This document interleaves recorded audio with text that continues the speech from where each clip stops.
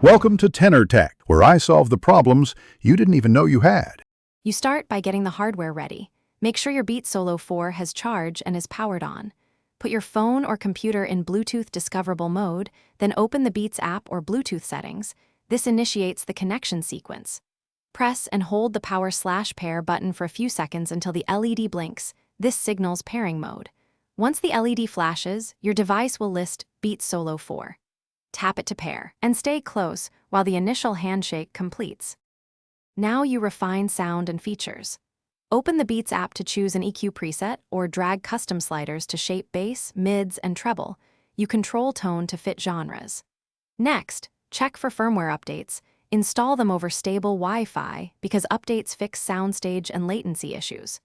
Toggle active noise cancellation or transparency to match your environment, and set a safe volume limit if needed. Make incremental changes and listen between adjustments so you can hear the real effect. Finish by testing across songs and devices to confirm your adjustments translate consistently.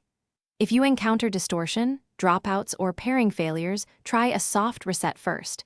Power off, then hold power plus volume for the factory reset sequence. This clears cached profiles. Once reset, repair the Solo 4 and reapply your EQ and ANC preferences.